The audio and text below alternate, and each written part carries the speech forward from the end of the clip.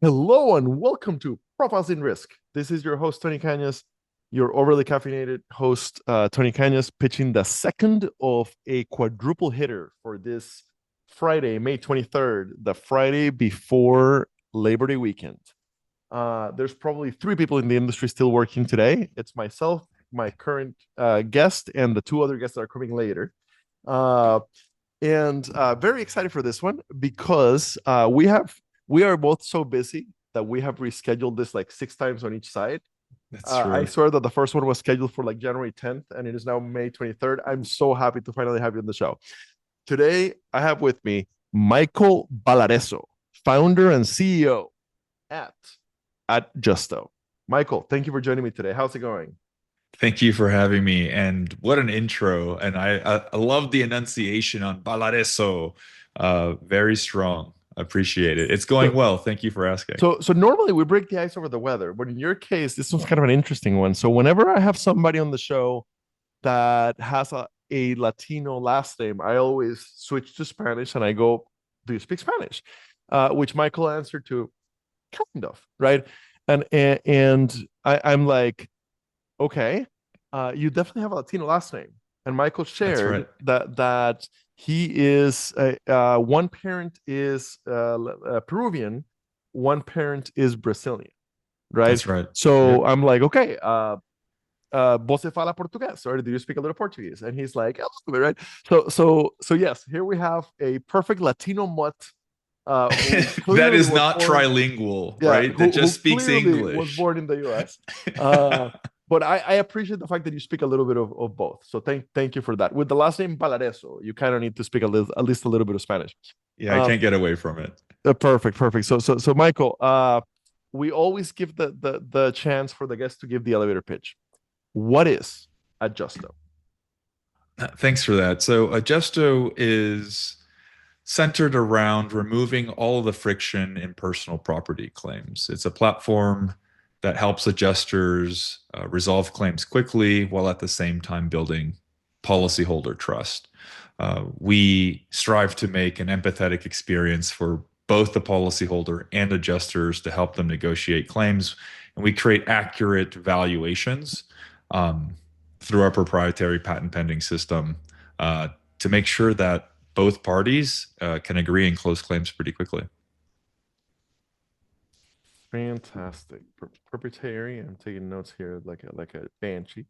Proprietary system. All right. So I always try to bring it back to my own experience, at least at the beginning. And I am a former claims adjuster. Uh, Hey, I same here. and we will definitely dig into that. I Yeah, spent 2 years in claims. One wonderful year at the Farm Bureau of Iowa Express Claims Call Center, which was FNOL slash Express Claims, and one not so wonderful year as a MedPay PIP adjuster at Nationwide. I love both companies. It just so happened that at Farm Bureau, the department was ran like a well-oiled machine. Nationwide, not so much. It got better after I ouch. left. Yeah. No, and this is when I first landed at Nationwide, comparing them to Farm Bureau, I thought that it was a nationwide problem, and I left claims. My best friend, who I met at Nationwide, who was BI when I was MedPay PIP, is still in claims. He's basically one of the top claims people at Cincinnati Insurance today, and I swear he is going to eventually be a chief claims officer for Cincinnati Insurance, and he's loving it. Claims is not for everybody, but for some people, claims is fantastic. Um, Claims, and the more I dug into it after I left claims, the more I realized that it's not the problems that I identified while I was there are not big and nationwide problems. They're little and nationwide problems. Like all the carriers, just about have these struggles in claims. So when you said empathetic experience for both sides, including the adjusters, right there, you're speaking to my heart.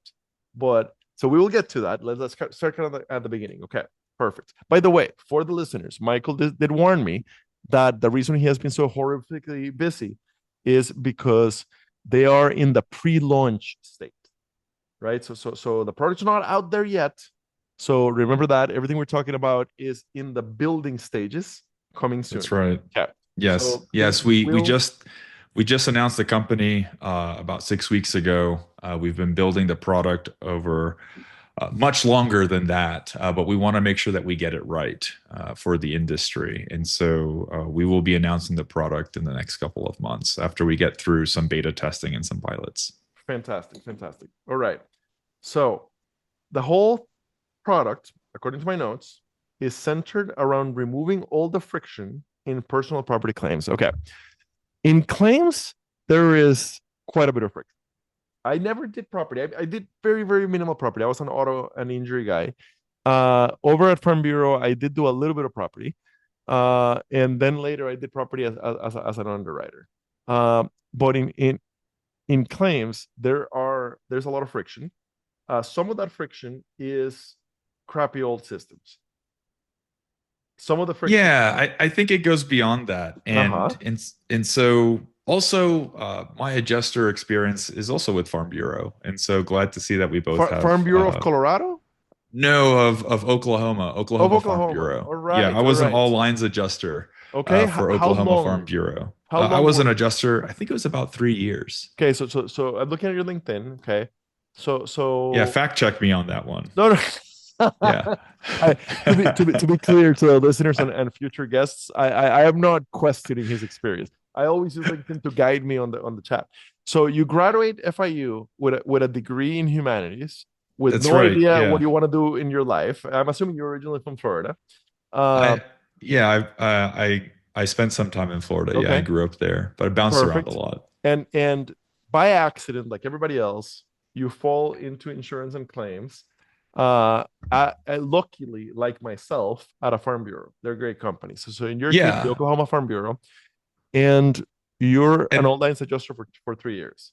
that's What's right. that? Yeah. And so the thing is that Uh-huh. after I finished school, um, yeah, I actually wanted to be an attorney, um, and was studying for the LSAT. Okay, that And explains the degree in humanities. Okay, continue. yeah, right. Uh-huh. Like philosophy. I'm a people person, and after graduating, I figured, you know what, that's just not for me.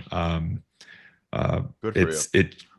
it like I just had to be real, and so I took some time off to figure out what I wanted to do with my life, and Hmm. it just so happened that uh, my now wife, we were dating, we were back then, and her father, so my my father-in-law, soon to be father-in-law, he was working at an insurance company, and he said, Okay. "Hey, uh, you know." If While you you're want to trying to date my figure things daughter, out, you need a job, you yeah, bum.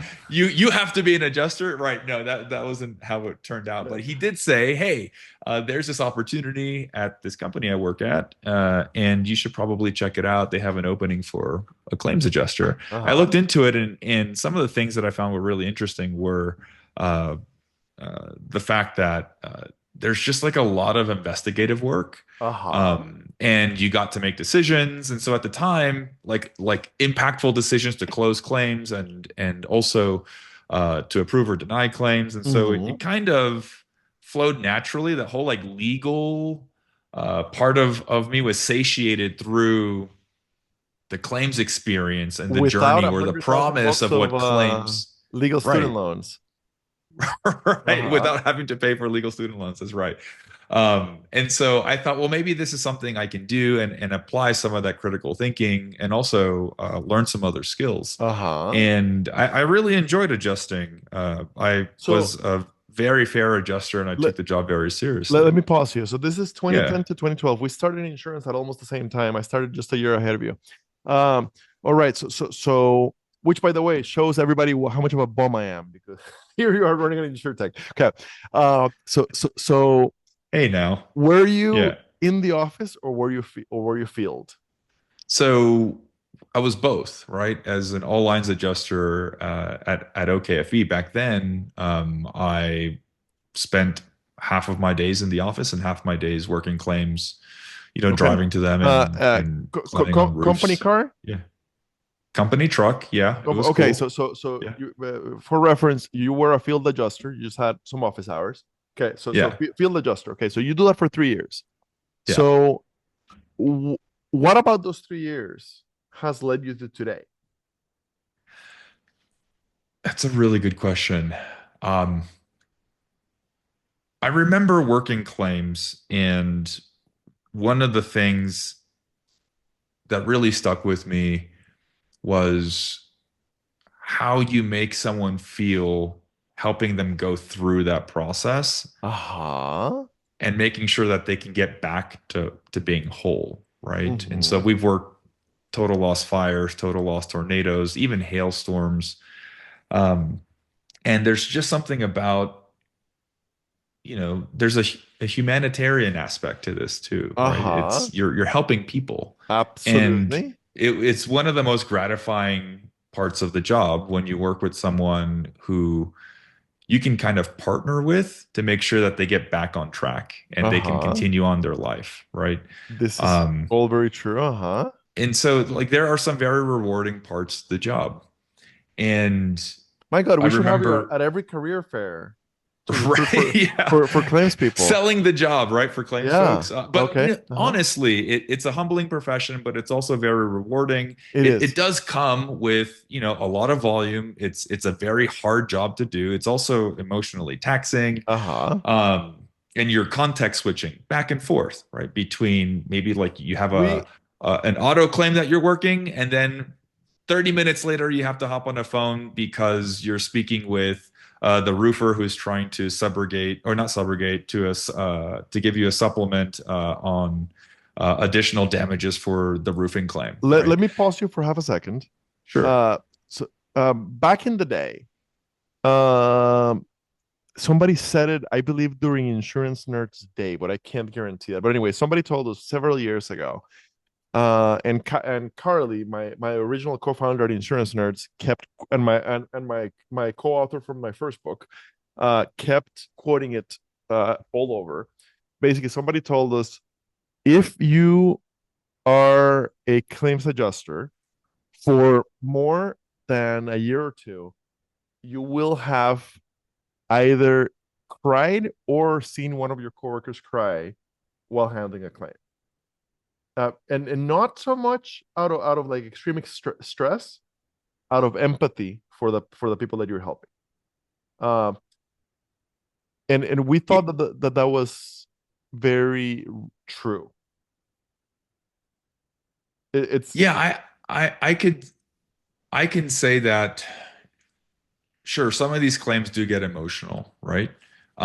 Also, like taking statements from people and they get emotional in the call as well. Policyholders, right? absolutely. Um, we're dealing with people that are Mm-hmm. grieving or going through loss, and Mm-hmm. things can be So very difficult. so I think you and I should record a career episode with advice for claims adjusters and advice for the industry, but we'll talk about that afterwards.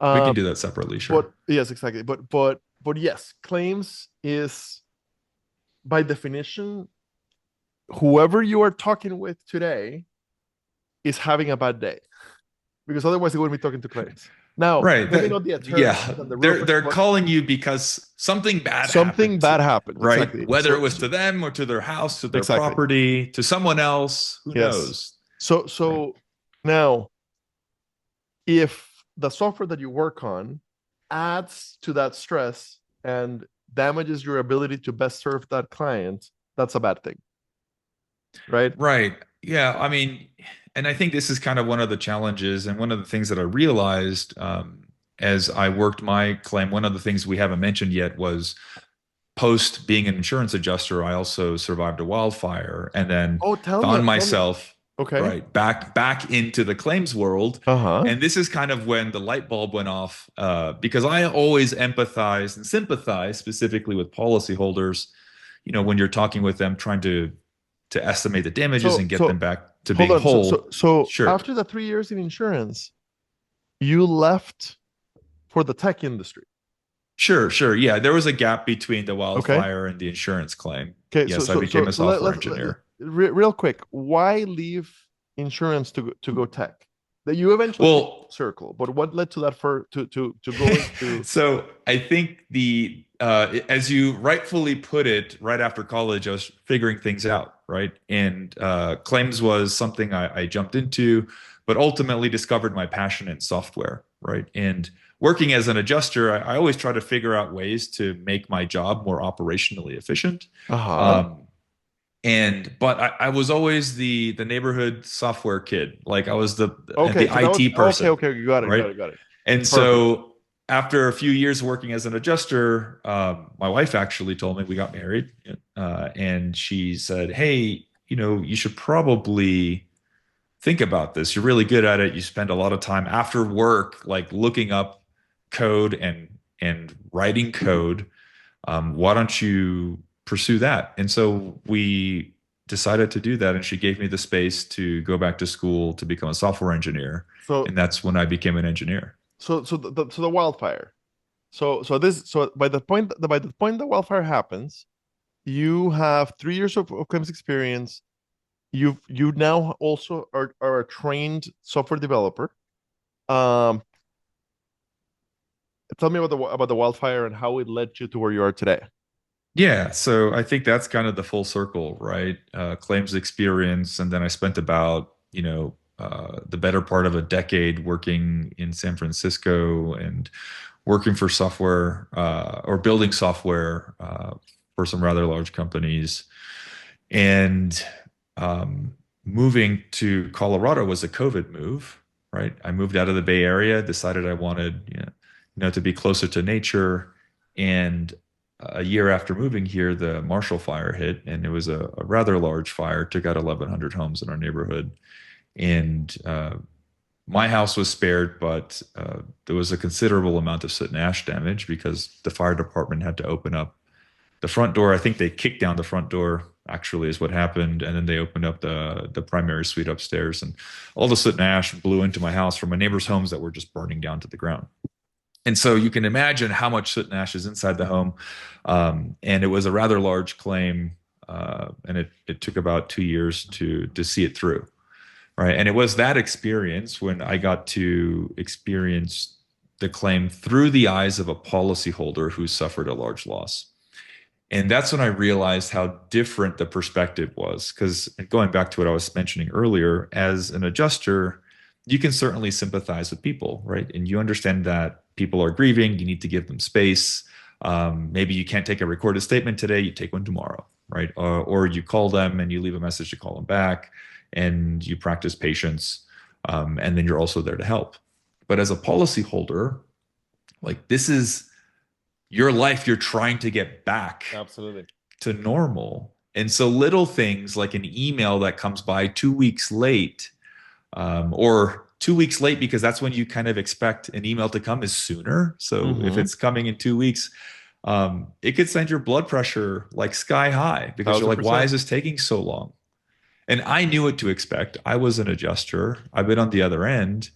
And I was also put through the same software, the same tooling that I remember using back when I Mm-hmm. was an adjuster and saw that very little had changed and the process really hadn't changed too much. And I thought to myself that there just has to be a better way. Like, how do we make sure that we can give the adjuster the time and the space by leveraging technology to be more empathetic, right? Mm-hmm. And then also provide an experience to the policyholder that allows them to build that trust with the adjuster, right? Or to gain that trust. Um, and also, how do we accelerate the whole process? Because there's a lot of back and forth, a lot of phone calls, lots of emails. There should be a better way. And that's when I had the idea, well, I have the experience. I understand the plight of the adjuster. I also understand from the policyholder what's important and what matters. Why don't we build something new and reimagine how contents claims works to make sure that we can settle claims quickly and accurately for both parties? I love this so much. By the way, super quick parenthesis. At Farm Bureau, I did handle contents. If it was less than 2,000 bucks, and yeah, less than 2,000 bucks and contents. So generally, what that meant was either like stuff stolen from like a car, okay, or more likely the most common ones were freezer claims. Sure. Because the power goes out and the Power food goes goes bad. out, Right, right. farmers, Sure. big deep freeze, right? So um, the policy was limited to, let's, I don't know, $1,000, I think, for freezer claims. So how did we adjust those? You would ask the policyholder, please send me a list of the food that went bad with the value, and we would just pay it, right? So quite literally, like I would come home and joke that like really all you need to send me is one cow, $1,000, and we'll pay it. Uh, so anyway, and then like actual contents, a little, we did a little bit more work. We like checked in on Amazon kind of thing, but it was a very manual process, and I wasn't handling Sure. large claims where you've got like an entire like family's, like life worth of contents. Okay, Sure. so tell me about the system. Uh, so once it's fully deployed, what does it look like on both sides to settle a claim through Adjusto? Yeah, so great question. So again, we want to remove the friction in as many ways as possible. And so what we did was we built a system that can adapt to a few different workflows. And a lot of these workflows are dependent on the carrier, right? Some carriers require that you still write out loss sheets, loss Okay. schedules manually. That's Mm-hmm. fine. That's a part of their process. If some of them have processes where they accommodate Excel sheet warriors, and so if you're an Excel warrior like I am, you can use a spreadsheet. We can also take that as input, but we also want the carrier and the policy holder where they're at, and then leverage technology to then transcribe the information into a pre-populated loss sheet that's now digital that the policyholder can then review and then submit over to the adjuster very easily and quickly. And the experience, even though it can start on mobile, it can also work on desktop.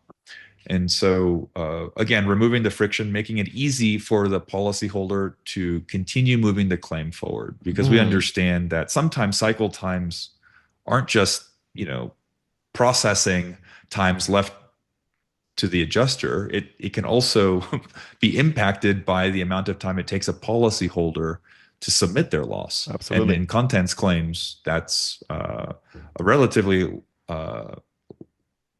massive variable that can impact cycle times, especially if it's a larger loss to begin with. Mm-hmm. So we allow for multiple ingestion methods to suit both carrier and policyholder workflows. And then for the adjuster, the thing that we do is this is where all the fun parts and the magic happens, which is we make it easy for them to focus on the things that matter, right? Uh-huh. And so what we do is we bring our proprietary AI engine does some amazing work in helping classify, depreciate, and find like, kind, and quality items, and presents that Fantastic. to the adjuster in a way that says, "Hey, so we actually process all of these items for you." And in this example, like let's just say it was like over 1,000 items. Uh, we did our work, and in a few minutes, you now have an amazing summary that you can review that also hints at where you should focus your time to Uh-huh. then resolve the claim quickly, right? Again, going back to the empathy piece for the adjuster, Mm-hmm. we want to make sure that they have a really good experience as well, right? So the software is intuitive to use, it's simple. We've actually got the feedback that someone actually told us, and I thought this was wonderful, which was, and this is from a claims veteran. They said, "Hey, I don't mean to be like dismissive of the app, but it's just so simple." And I was like, "Hey, that's the greatest feedback we've ever got, right? That's Uh-huh. exactly what product people want." Uh-huh. And so we make it easy for the adjuster to use, and then they can quickly review values. They can adjust the claim if they need to very quickly, and then they can issue out payment, and they can do all of that work in minutes. Right. Beautiful. And so gone are the days where it takes, several weeks to months to review an undisputed loss of a claim. Beautiful. Absolutely beautiful. And I Um, like the magic that you did. What was that? Did you just what like lit your wallet on what? fire? I'm confused what we're talking about. Yes, that was a fire wallet. You said the word magic. I couldn't help myself. Um, I'll so make sure to bring it up a few more times. I'll see what other tricks you got up your sleeve. that's the only thing I do a lot of magic, but it's the only thing that I have on me for podcasts. Um, all right. So content. Okay. We always ask about implementation. So current and future state. Does it plug right into my Guidewire and Duck Creek and whatever other system, or is it standalone? Oh, and before that, you talked about them using their phone, right, to do the. So if I understood correctly, let me see if I'm getting this correctly. Literally, like they can walk through the damaged home and be like my stereo, and this is it, right, kind of thing. Did I catch that correctly? Yes, right. That's awesome. That's the idea, right? And so it doesn't require that you download a mobile app. It works off of web. Oh, that's double awesome. And so yeah, so we're reducing all the friction points, right? Perfect. And then also, what was it? The second question that you had before So you brought up yes. the phone, So the implementation. implementation. Yeah. Yes. What So is implementation like today? And I'm assuming it's not all built yet. What is the goal? So yeah. Tell me about the implementation when I we mean, it bring is this built. in. The software is built. We're Okay. we're just ironing out any of the kinks with testing. And Okay. so the way it works is it's a standalone application Okay. currently, right? So as far as implementation goes, we can assign rules to different organizations, and you can assign users inside the app, and you can start using it. Right? Okay. It's pretty straightforward. Um, but as far as integrating with existing systems, we do plan to integrate with a few of the larger players. We already Mm-hmm. have a partnership established with Snapsheet, Fantastic. and we are currently developing the tight integration with that platform. And then we Okay. will be moving on to a number of other platforms after we get this one off the ground. Fa- Fantastic. Um, what? Those are my usual questions. I'm looking at the website. Adjusto, the smarter way to tackle contents claims. Fast, fair, and efficient. Okay, fantastic. Next gen AI powered workflows. You haven't said the word AI. I've been joking lately that every freaking interview I do claims to be an AI company, and that I should take a shot for every time somebody says the word AI. Okay, Adjust is fully Yeah, automated. that's also very purposeful because a lot of our technology is rooted in machine learning, data science, and statistics. And we do leverage artificial intelligence, but in a very narrow way that makes sure that we can eliminate as much of the black box as possible. Right. Fantastic, Yeah.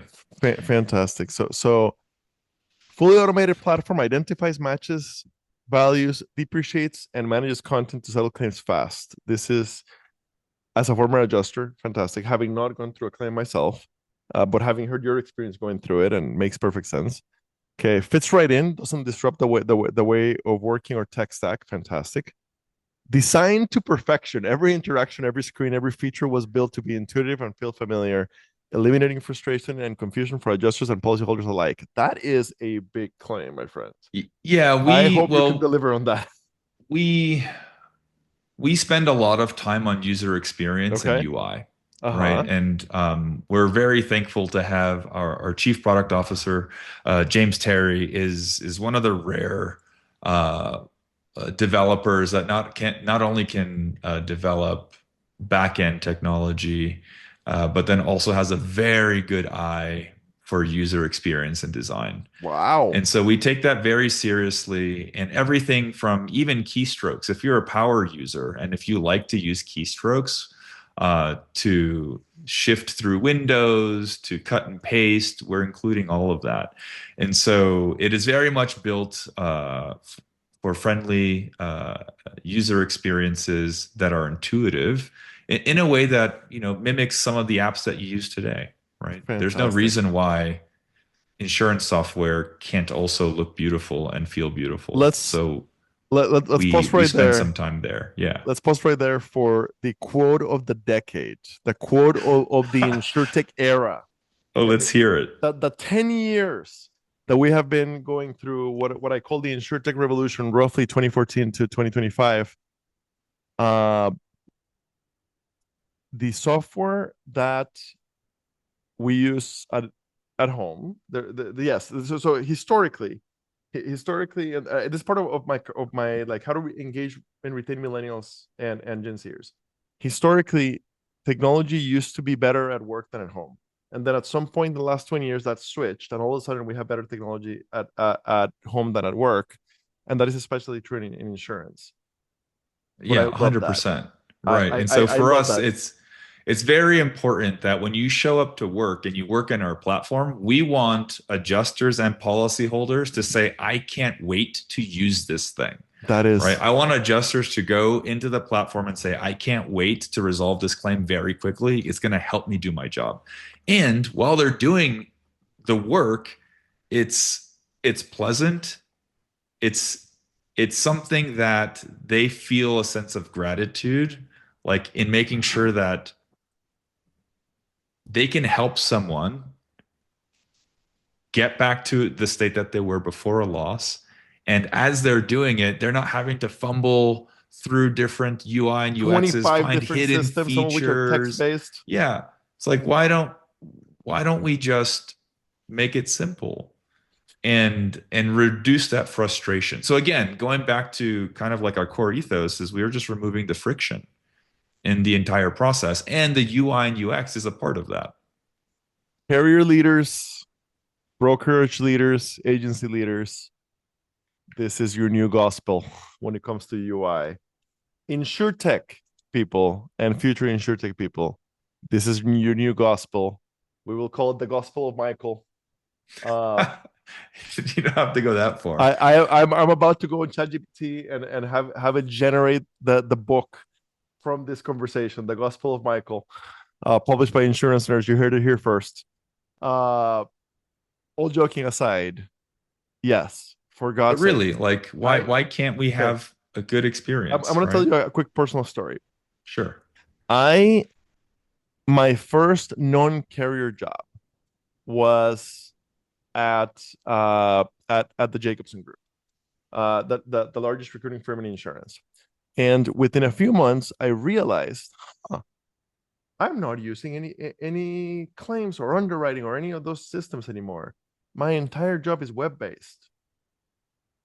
I can work from my Mac. Mhm. I don't know if Jacobson wants me to work from my Mac because they gave me a Right. Windows PC that I just didn't Yeah. use. And no, Right. literally, and literally, like I was there for 4 years. After 2 years, they upgraded our PCs, so they Sure. sent me a new one, which I literally didn't take out of the box. Now, small company, less restrictions, very friendly IT people, but quite literally, I was able to work out of my Mac, and it was an amazing experience. Today, I work for myself with my recruiting firm from Mac. The point that I'm trying to make is, yes, for God's sakes, let let my people work on systems that are beautiful to use. Why can't corporate systems be beautiful to use? Well, Michael, thank you. and but also it's like people also have different preferences on Yes, machines, right? yes. Like I have a Windows PC that I built here. It's a gaming machine and it's I very purpose yes, built, me too. right? It was a COVID project, and my daughter and I got to build this amazing computer. And but my personal machine is a MacBook Same Air, exact. and I love Mac devices. But so I mean, for us, that's why we built the application. It's a web application. Give It's me OS agnostic, right? give me beautiful Yeah. software that help me do the job, that don't get in my way in doing the job, that assist me in doing the job in an intuitive way, and let me use them for whatever freaking device I choose to use them. That is the dream. Yeah, that's what we're doing. Yeah, Love it, my we friend. agree with Love that. it. Going back to the website, after I finish, wiping my tears from how happy I am. This needs to spread like wildfire through the entire industry. Um, Okay, I'm reading the website. Adjusto is far superior to any product of its type that I've seen in my 30 years in the industry. It fills a huge gap that still exists today. I love what you have built. Former director of claims, top 50 carrier. He or she used the word love for your software. Okay. Yes. The next one, head of claims innovation at a top 10 US carrier. I love this. The Right. next one, this is a real game changer for property claims. Adjusto's tool is fast, ensures accurate payments, and is so easy to use. And it's so easy to use by both insureds and claims professional. Director of claims at a TPA. I have interviewed 600. Well, not that's not quite true. Actually, it might be. Between Nick Damparelli and myself, we have interviewed close to 700 insure techs, and do, don't see quotes like that. This is amazing. Yeah, it goes back to, again, back to our design philosophy, but at our core, we're building software for people. And if we want people to like be excited about using the software, they have to love it. So like our first rule is to build something that people love, right? And this isn't unique to us. There's a lot of software paradigms that and companies that follow this as well, right? Um, but for us, that's very important. Like, can we build something that people love? It has an emotional response where they're just like, yes, finally, amazing, and that is our goal. And we're just happy that uh, that we're getting the feedback that we are from people, and it's a strong testament to the team, and how thoughtful the design is built. Absolutely beautiful. Then the website talks about the claims crisis. We all know this, but go read it. Adjusto.ai. I include in the show notes. Uh, Well, if can we hit on that for a second, because I Absolutely. think this Whatever you is want to hit actually on, really please. really interesting. And this is actually one of the reasons why it's so important that we have very effective software for the future, Mm-hmm. right? So whether it's us or anyone else building technology in the claim space, I mean, if you look at the data, we have an increase in number of catastrophes, and that's going to continue to rise. Um, we're not changing that, and the Earth is going to do what the Earth is going to do. Mm-hmm. Um, we can certainly mitigate some of the damages that come out of that, but for right now, the past 20 years, there's certainly a rise in the number of catastrophes. And if you pair that with the data that shows that adjusters are one of the fastest declining workforces in the world, you have this massive gap. Agreed. Rising catastrophes, drop in the people who work the catastrophes. So you have this big empty space that needs to be filled with people that can do the work or with technology. And so one of the reasons why we're so hell-bent on making sure that we can build very effective, fast, and elegant software is to help the current adjusters and also the ones who are coming into the workforce meet the demand of the reality that is the increase of catastrophe claims. And so it needs to be easy to adopt, it needs to be easy to use, and it needs to be quick and something that people can trust. And so if you have that, then at least we're doing our part to make sure that the workforce can address some of the real challenges, as that is the claims crisis you mentioned. I Yeah. Um, Other than the fact that my Windows PC is crashing while I'm trying to look at the website. I have 10,000 things open. I'm the same way. I work from my Mac and then I have my gaming PC, which happens to be the one where I'm looking at LinkedIn and at the Adjusto website. Um, I agree with everything you said. Absolutely. I love the fact that you come from a claims background. This is not just a tech hammer looking for an insurance nail. Um, the new way is here. Policyholders expect more. You should too. People, leaders, claims leaders. If you listen this far in, it's because you're loving what we're talking about. You every step of your process from sales, including claims, gets compared by your customer to the very best customer experience they have. That's simple. Your claims experience gets compared against Disney and against Google and against Apple. And for 99.99999% of claims experiences, they are not good. Holy crap. Can we redesign the entirety of claims software and insurance software in general to this philosophy? Michael, when will it be live for the first few clients? What I can say is that we expect to launch the product by the end of July. But if you are a carrier, MGA, TPA, or independent adjuster that is looking to test out the tool and see how it can benefit you, we have a few pilot spots open. We want to make sure that we give the folks that we're testing out the tooling with enough attention, which is why we're just limiting the number of pilots. But if you're interested, we can certainly bring a few more into the fold to make sure that we're building something that people want. If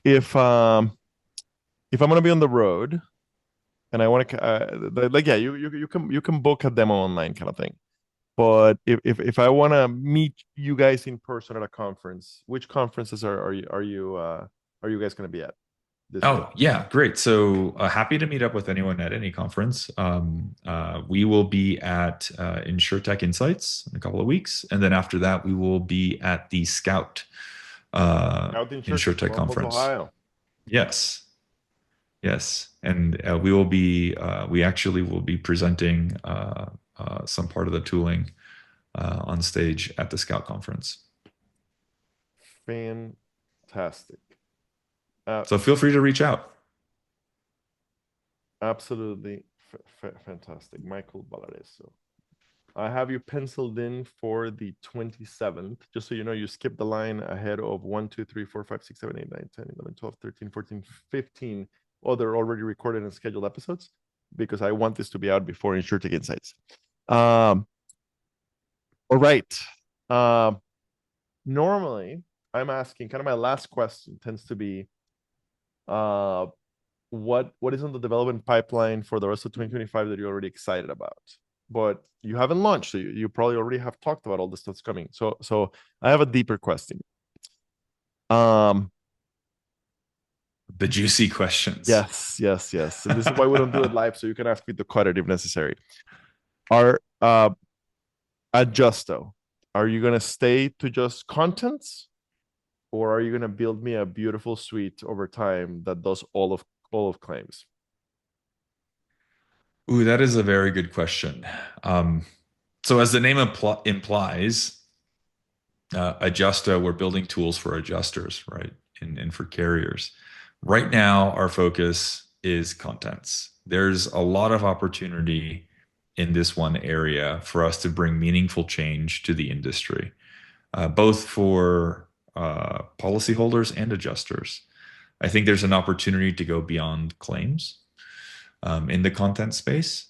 And then certainly in the future, I also think that there's an opportunity to go into other lines of coverage. And there's, as you and I know, there's an ever evolving need for tools in P&C. But for right now, our focus is contents. All right. Perfectly good answer. Michael, thank you so much for your time. I tell people often that, especially, I love having early stage insurtechs on the podcast. I love having them back. And I tell people all the time, I look forward to have you back in a year or two to see how things are evolving, maybe with a client sitting next to you. But it is rare that I am truly blown away by what you're trying to do. So yes, I so very much look forward to see you succeed at getting this into the industry, and love to have you back on the show, as you know, in a year or two, once you're fully deployed. Thank you so much for your time. I hope future founders that have listened to this to the end, or existing founders that listen to this to the end, this is what you should be aiming for. Well, that's very kind of you to say, Thank you so much Tony. for And your thank time you for today. having me on the My pleasure. podcast. Awesome. Thank you.